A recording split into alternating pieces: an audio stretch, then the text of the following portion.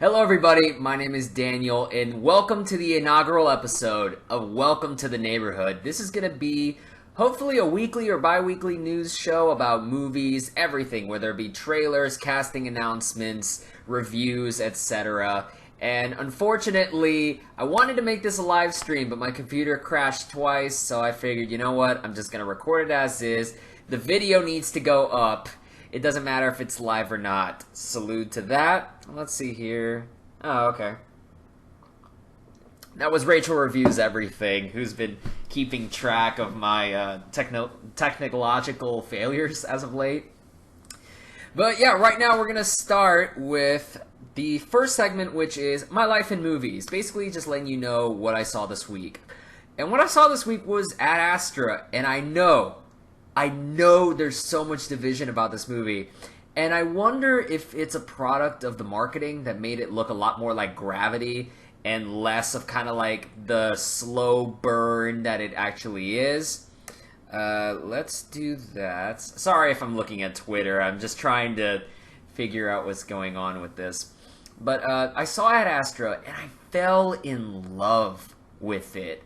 I was worried that it was going to be, like, super, like, abstract art house hoity-toity crap, but it did a really nice balance between some of the sci-fi genre stuff. Like, there's laser guns in this movie. There are space pirates. Like, how can... Space pirates! It's awesome! And another thing I love about this one is that it presents a vision of the future that's already kind of lived in. You know, whenever you watch some sci-fi movies that it seems like they're showing off, oh, we came up with this really cool idea for a technology, let's just, like, plaster it on the screen for the next 10 minutes.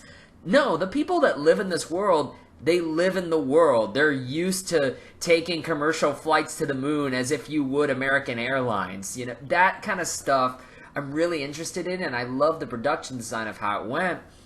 And on top of that, Ad Astra is a really emotional story about a guy who just has been living inside his head. It's that weird thing where Daddy didn't go to the store for a carton of cigarettes, he went to space. And so because of that trauma, he's kind of locked himself inside his own head. And with all that claustrophobia, you hear all these voiceovers that Brad Pitt is talking about. And this is not the Brad Pitt from Fight Club. This is not the Brad Pitt from Inglourious Basterds. This is such a reserved and quiet and almost simmering Brad Pitt. I don't often see this, but I really love what he does with this. And with this guy who's just in the throngs of a massive depression, it's like it's not quite suicidal, but he's so numb. And he's just kind of like day walking through the world. It's almost like he's walking on the moon. It's that weird slow haze of his life.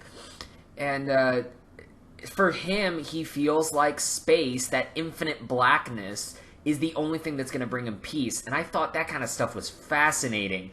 So when you mix that in with a plot about Brad Pitt having to go to Neptune to find his father and potentially stop him from destroying the solar system, you're like, oh my god, that stuff's kind of awesome.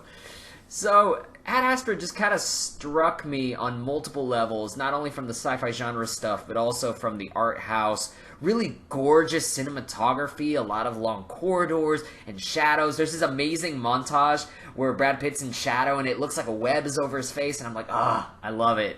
For the geek in me who wants to just frame everything in a poster, I just loved Ad Astra so much.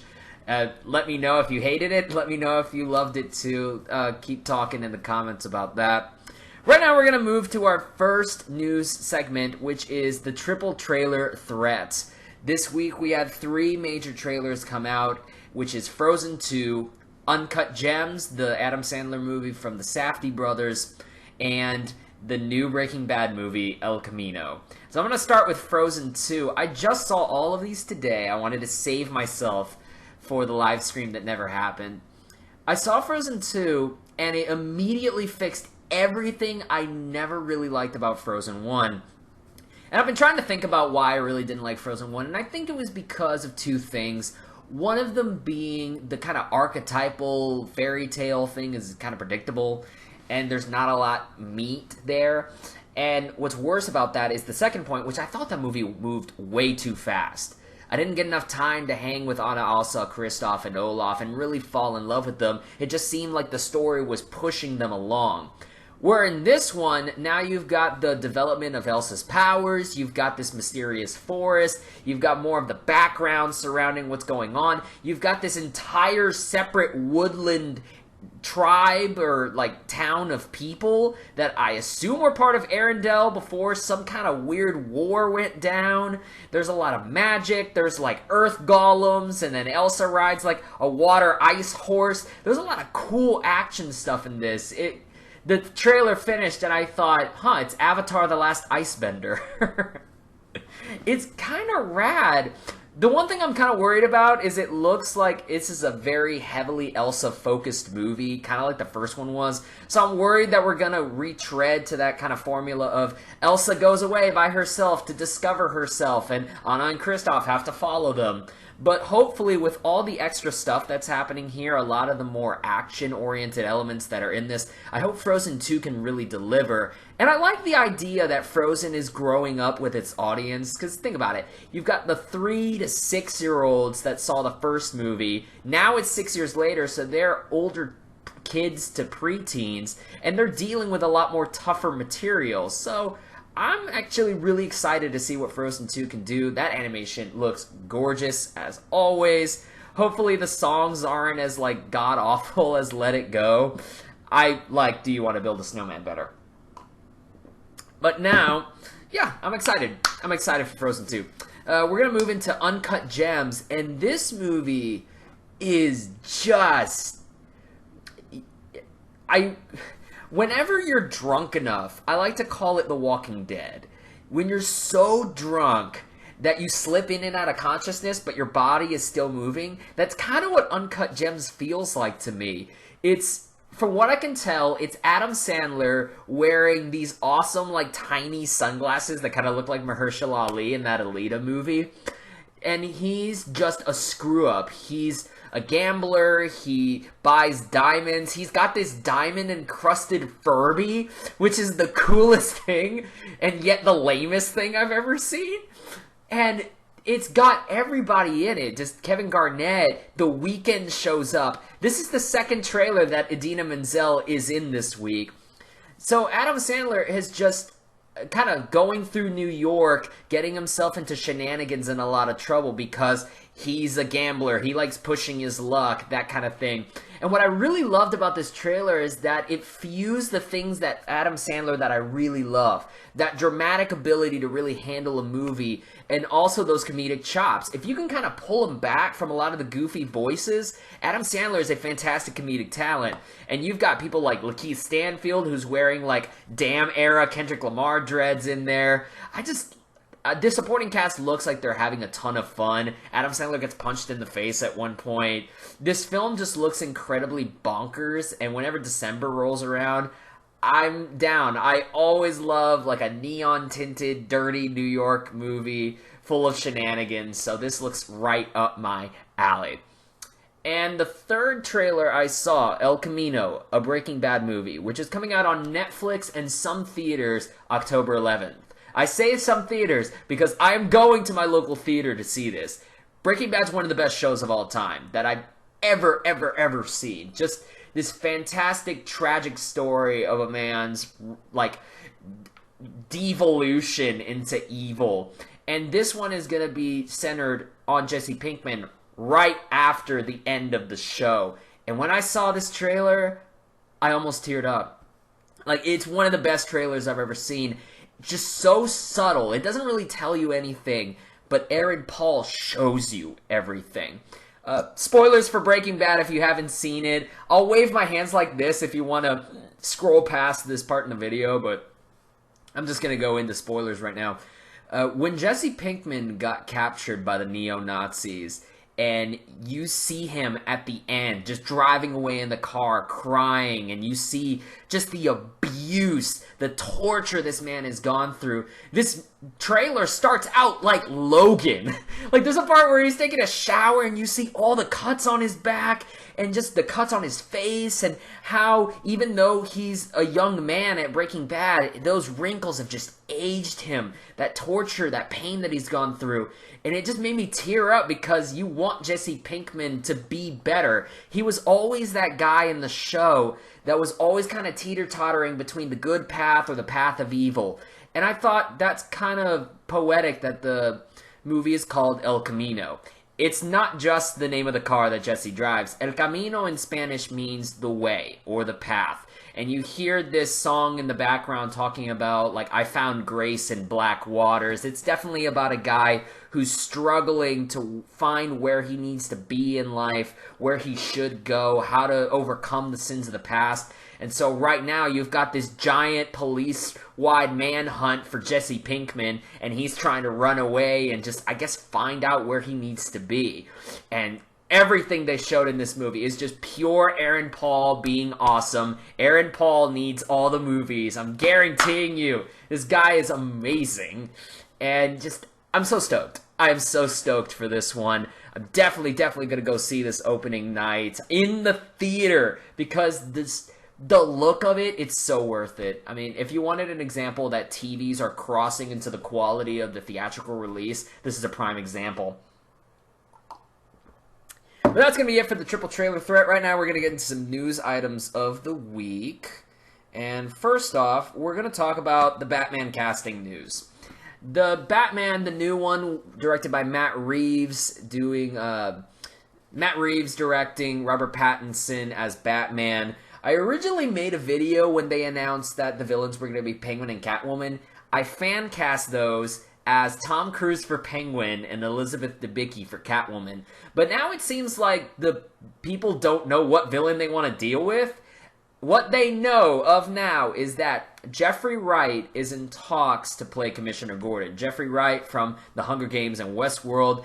I mean, if you were to put a lineup of guys that should do Commissioner Gordon, Gary Oldman and J.K. Simmons have already done it, so it seems like Jeffrey Wright is right for the picking, and that seems like a solid choice. Somebody has also brought up that it also brings the idea that Batgirl can be a woman of color, which she already was in the Lego Batman movie, I think played by Rosario Dawson, and she played that role really well, so I'm kind of, I don't know, maybe I'm going to have to Maybe I'm going to have to fan cast Batgirl in the future. But the big news, the one that everybody was talking about, is that Jonah Hill is in talks to play a character opposite Batman. I don't know if that means he's the villain, or I don't know if that means he's like a secondary antagonist or some point. So we're going to break down the three things that, the three people that Jonah Hill could be. Number one was obvious for people, the Penguin, which, considering how they were talking about Penguin before, Jonah Hill has that face, he has that look, he's got that sort of like gangster mentality. He's played similar kind of psychotic men in suit roles, like in War Dogs, or especially Wolf of Wall Street, which I think is like an all-timer performance, by the way. Like, over Joe Pesci in Goodfellas, that's good for me. You've got him doing the Penguin. And then some people brought up that Jonah Hill might be as part of the Riddler, which there was like this thing going around like, oh, Jonah Hill loves Jim Carrey, and he loves how he slid from comedic to dramatic acting, blah, blah, blah. And the Riddler, I think is fine. I think he could definitely play that role. Definitely has that sort of like quick wit, fast tongue speak kind of thing that the Riddler would use. And then I was thinking about it further. I'm like, okay, well, what if they throw us a curveball? What kind of curveball would they throw us? And what I thought was Hugo Strange. The crazy guy that runs Arkham Asylum in Arkham City in the games. I think Brad Pitt, what? I'm still stuck on Ad Astra. I think Ben Affleck, when he was doing his treatment for the movie, they were saying that he was going to do a lot of stuff with Arkham Asylum. So I don't know if they're going to bring that into this new version of Batman. But if they do, I think Jonah Hill's got the chops to play a younger Hugo Strange. Maybe trying to solve Arkham City's crime problems by just locking everybody in a cage and letting them run wild. This could make for like a pseudo Arkham City movie which, if it happens, would be amazing. We'd have to find a way to get Joaquin Phoenix's Joker in there. I doubt it's gonna happen. Excuse me? Salute? But I don't know, I think Hugo Strange, Jonah Hill's got like the ferocity to pull that off. He's got that really like creepy look on him. If you look at him in War Dogs, he can get genuinely like intimidating. Not in a way that's like Bane, but in a way that's like, oh my god, this guy might shoot me, and I'm not sure if he's going to or not.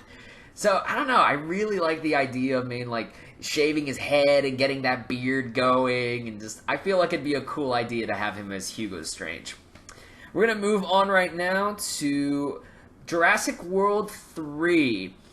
I didn't know Colin Trevorrow was coming to direct this one again, pulling a J.J. Abrams with the Star Wars type thing.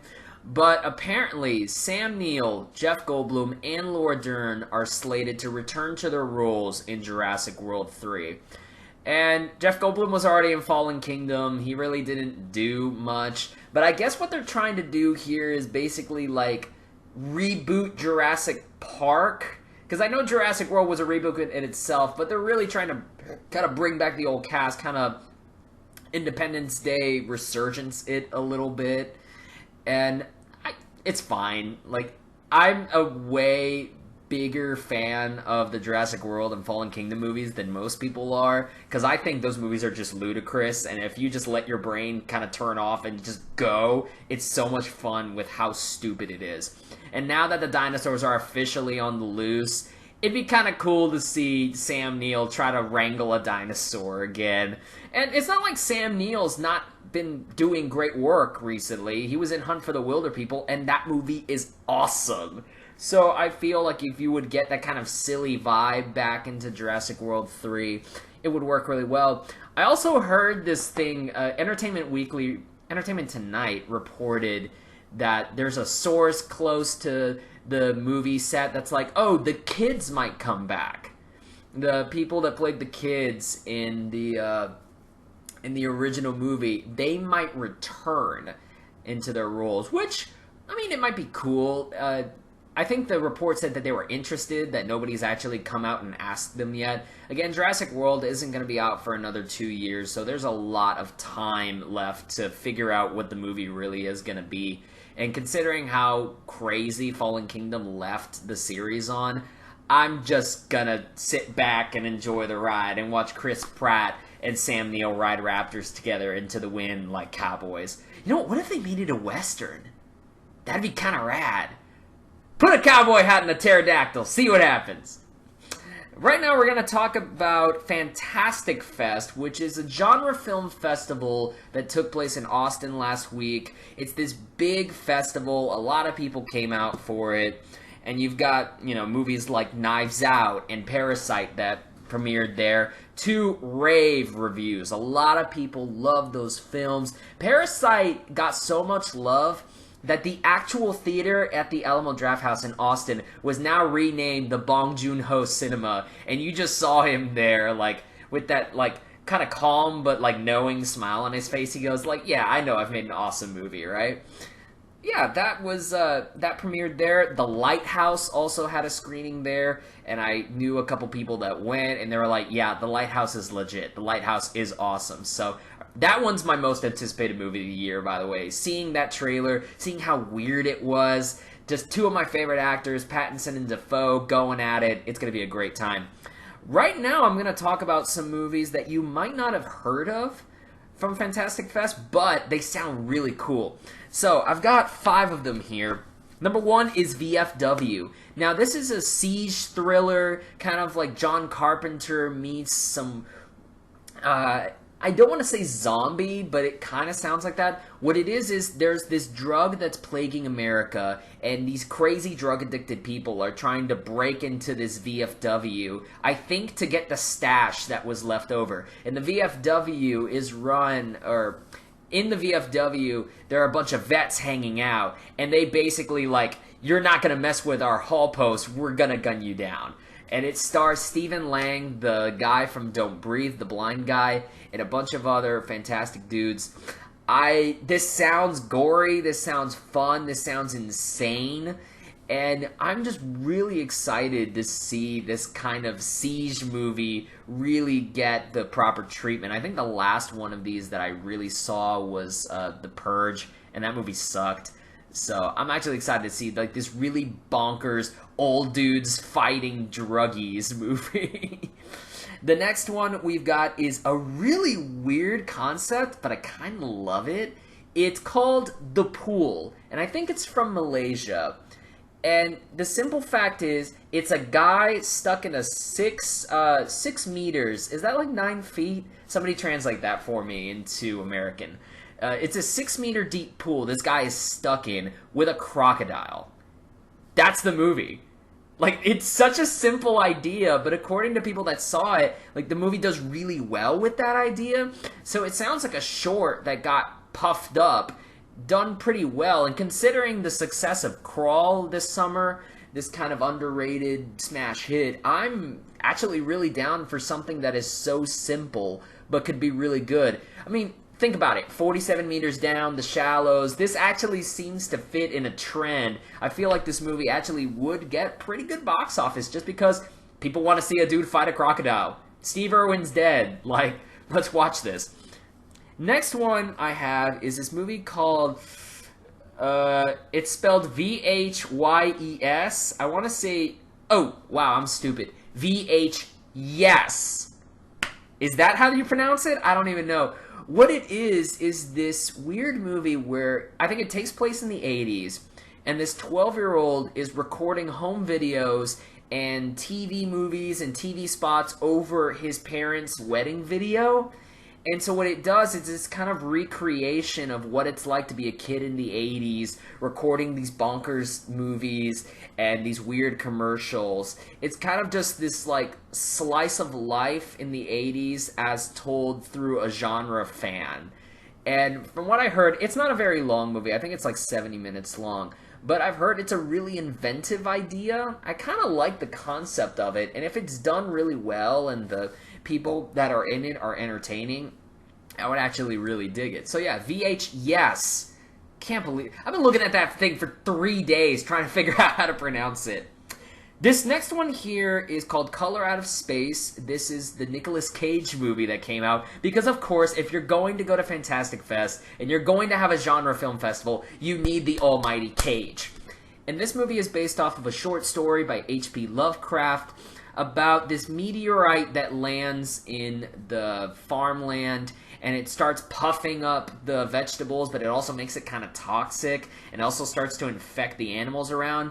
If you've ever seen Creepshow, and that segment with Stephen King as that farmer that finds that meteorite, but ends up getting his house entirely covered in grass and weeds and whatnot, I think that's what this movie is, but a little bit bonkers. Kind of mixed in with Annihilation. A lot of the psychedelic, trippy vibes that I'm getting from this one definitely feels like it's kind of like Annihilation meets something kind of weird and goofy like Creepshow. And this one, I'm actually really excited for. I love seeing Nicolas Cage and stuff, and I just want to see him kind of go weirder. You know, Mandy was already weird enough, and then you've got Spider-Man Into the Spider-Verse, which was weird, but it was great in a different way. So I definitely want to see what Nicolas Cage can push with these directors that are willing to go to the extremes to deal with this weird, kind of crazy stuff. And the last movie I'm going to be talking about for Fantastic Fest is this movie called Guns Akimbo, which stars Samara Weaving from Ready or Not and Daniel Radcliffe. Apparently, Daniel Radcliffe is kind of stuck in this kind of... It reminds me of Nerve, this kind of game where you have to... Like, there are people watching you on this show, and it's this gladiator match that takes place in the streets of the city. And apparently Daniel Radcliffe has, like, guns bolted to his hands, and he looks confused as hell, which is great. And then apparently they kidnapped Daniel Radcliffe's ex-girlfriend, so now he actually feels like he has to go and fight Samara Weaving, who's just looking crazy as hell, ready to, like, take him out. And from what I've heard, this movie is just a ultra-violent bloodbath. And with a guy like Daniel Radcliffe, who I just want to see in everything, I love the choices he's made. I love how independent and weird and willing to let himself go he'll be. And Daniel Radcliffe just seems like a cool dude in general. You listen to him on screenings, like, he seems like the guy you'd want to, like, have a beer with and talk about your fantasy game. But yeah, Guns Akimbo, that movie just sounds so bonkers. And especially for Samara Weaving, because I didn't like Ready or Not, but I like her. I really want to see her do more things. And this sounds like that kind of genre movie that might give me more of what I wanted that Ready or Not didn't supply. Right now, we're going to move on to some of the biggest news in the week. And this I woke up on Thursday and bam, Kevin Feige is going to produce a Star Wars movie. And for a second I was like, wait, what? And then I realized, well, why not? Like, Kevin Feige is the #1 producer in Hollywood right now, and everything he touches apparently turns to gold. So it makes sense that Lucasfilm would want to drag him in to try and produce a Star Wars film. The one piece of information that everybody's harping on is the fact that Kevin said that he wanted a specific actor for a role. So not only does it seem like Kevin Feige has an idea of what kind of story he'd want to tell in the universe, but also who he wants to play it. And people came out of the woodworks. Oh, it's Keanu Reeves. Oh, it's Brie Larson. It's Michael B. Jordan in the Star Wars universe. Of course, we all overreact and we all have our theories and whatnot. I don't know if he's going to want to do something like Knights of the Old Republic, or I don't know if he's going to want to lean more into the extended universe and maybe bring that into the canon. Either way, Kevin Feige in the Star Wars universe, that seems like, honestly, the first bit of news for the Star Wars fandom that I think everybody will likely agree on. Because I know, even though I love Last Jedi, I know a lot of people hate it, and I know a lot of people hate that Rian Johnson is doing the next 3. And there are some people that are like, oh, Game of Thrones sucked, and now the Game of Thrones guys are doing a Star Wars thing. The Mandalorian's doing pretty okay, but that's on Disney+. So if you want something solid for theaters, I think Kevin Feige is a good choice to bring in to kind of reinstall or reaffirm people's faith in Star Wars. Next news we have here is a little bit of small news.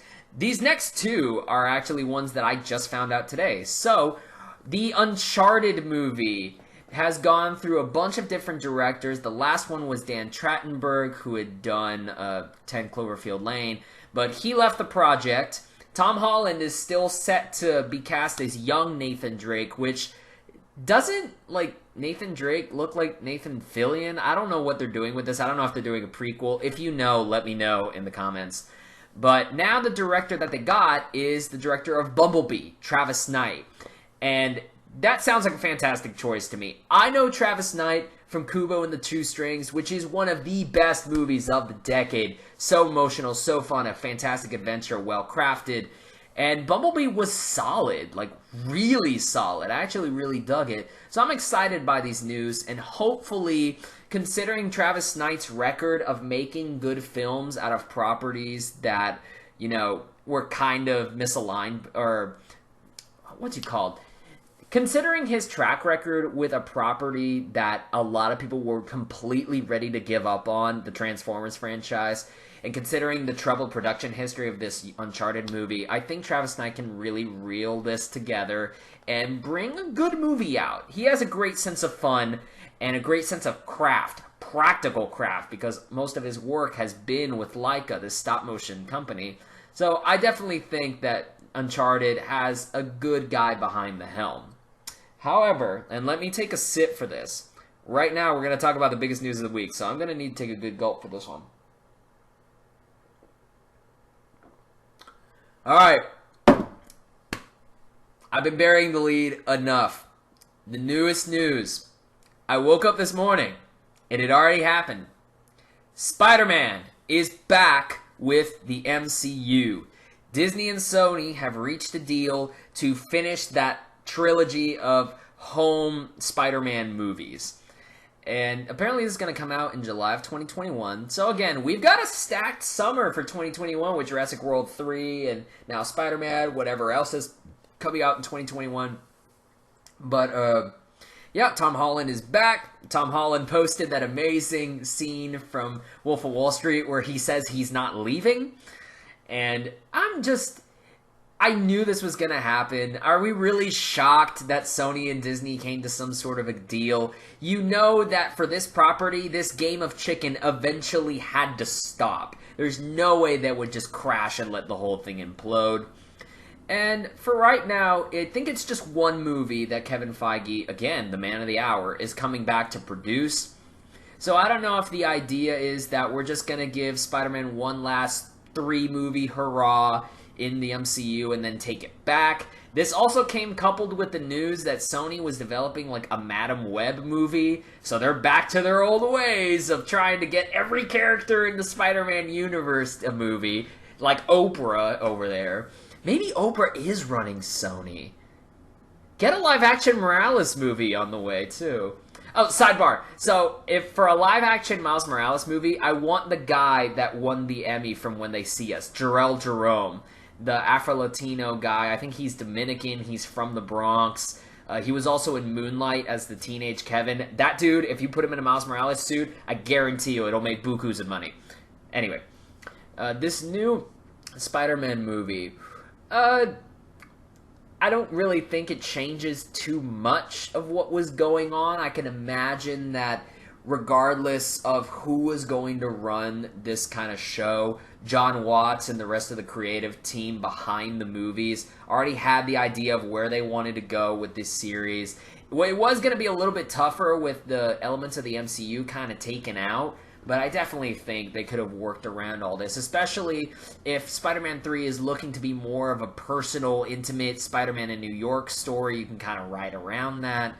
I'm still pitching Home for the Holidays, like a Christmas set Spider-Man in, what's it called? With Kraven the Hunter trying to hunt him. Like, I would have loved that. I don't know if they're going to do a Christmas movie in July, but, you know, one can only hope.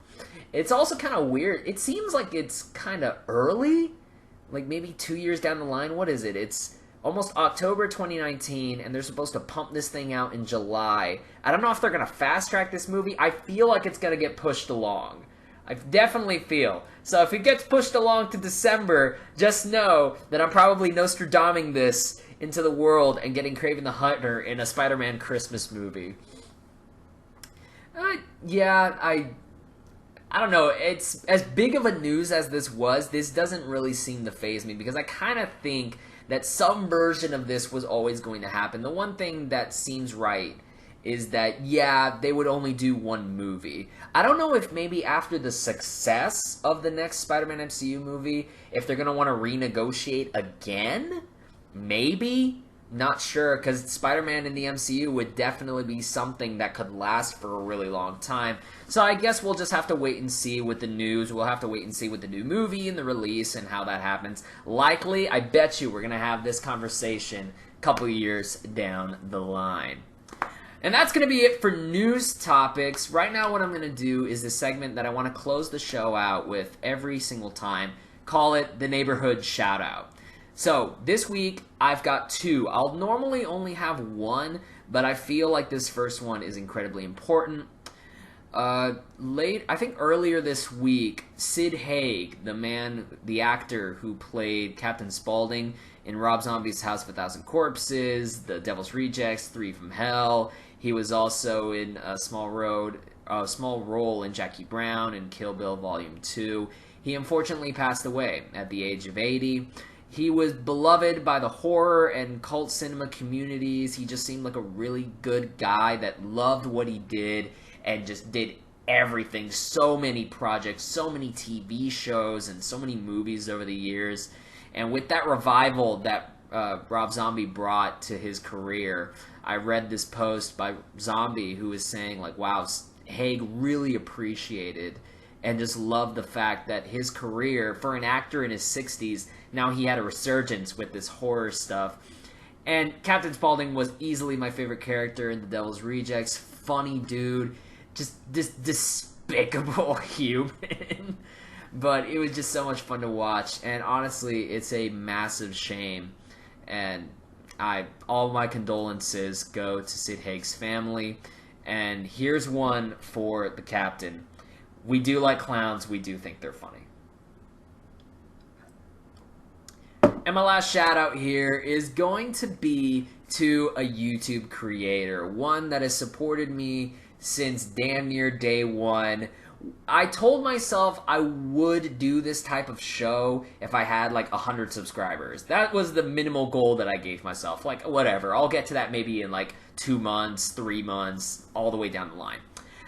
But when Larry from LC Screen Talk made that Blu-ray update video and shouted me out, boom! It just shot me into the stratosphere. Got me to 100 in like less than a week. And I was like in the 80s.